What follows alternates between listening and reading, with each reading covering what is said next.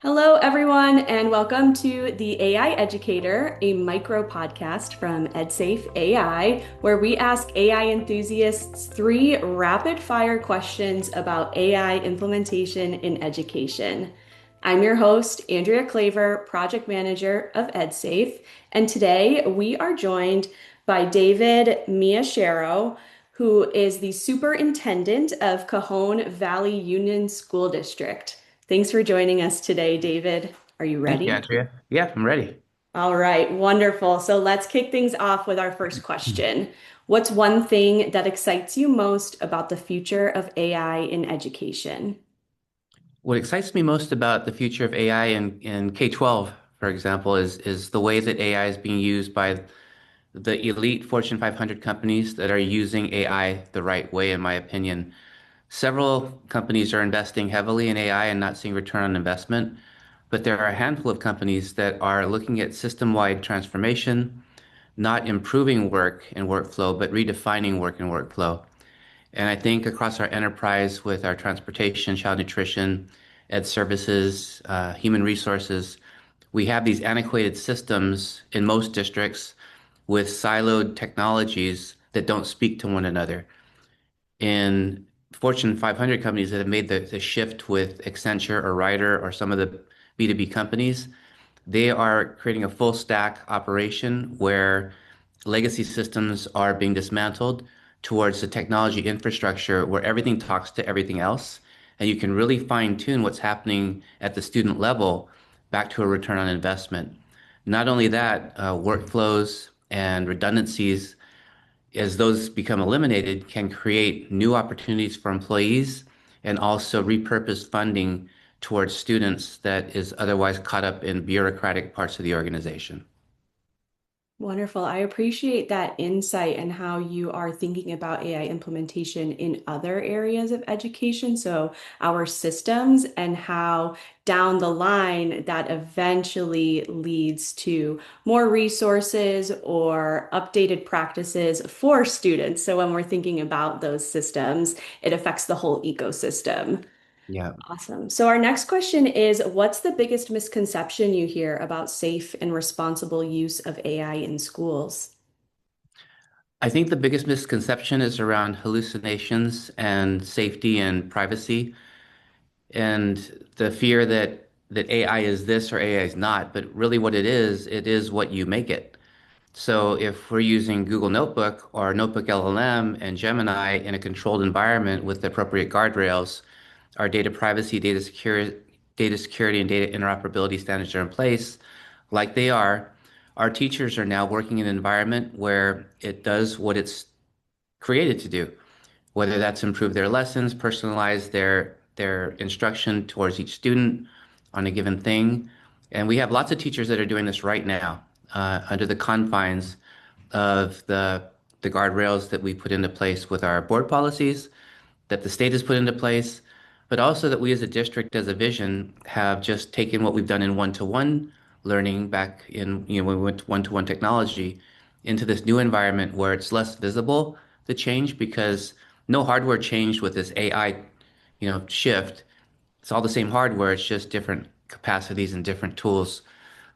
So I think that the misconception of it's unsafe or that it's not accurate is, I think, a misnomer and a misconception that can take place because users will find that if they're out using OpenAI or Claude or Gemini on their own in an unsecure environment.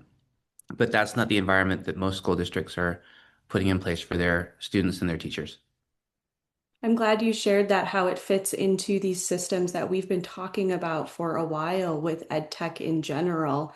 What I am noticing with some of our districts is they're going to implement AI and realizing they do have holes in some of their data governance or previous systems for a rollout. So they're able to backtrack and create those systems that inevitably lead to a safer ecosystem as a whole, not just with AI. And then what I also heard in your response there was the need for transparency with those systems. A lot of times our classroom teachers are they're ingrained in the implementation piece and aren't always privy to the systems that have been set up at on the administrative side. So letting them know, here's why we are having you use this specific product instead of one that you might have found elsewhere, because we do have the systems to support the safe and responsible use.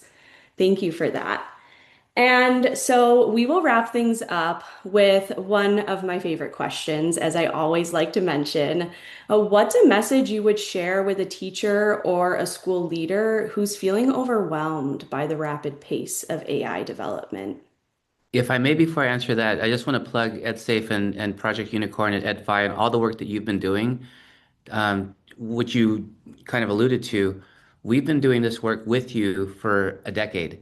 And so when board members ask, well, we need to create a new AI policy, or we need to, no, we actually have data privacy, data security, and data interoperability standards and practices in place. Also, our student and employee acceptable use policies already address the concerns that AI is bringing. We don't need to create anything new. We already have that. And thanks to you and everything. For teachers and folks that are on the outside looking in, feeling like, where do I start? Or this seems scary to me. I think the best thing to do is to go to a conference or go to a webinar and start to just learn and be in the space of a learner again. And that's what I wanted to learn about AI agents. So I took a class on Coursera on, what are agents and how do you use them? And after going through something like that, then it just becomes so much more clear on what it is. And knowledge is safety, right? I mean, when you know things, you feel more secure. And I think that districts have to put it upon themselves to create environments where teachers are not just invited to, but they're required to come in and learn with, because this is something that's going to transform everything around them. And if we don't allow it to transform K-12, then we're going to miss a huge opportunity. Thank you. And thank you for the praise to both Project Unicorn and EdSafe. You're right. All of this is at the heart of what we do.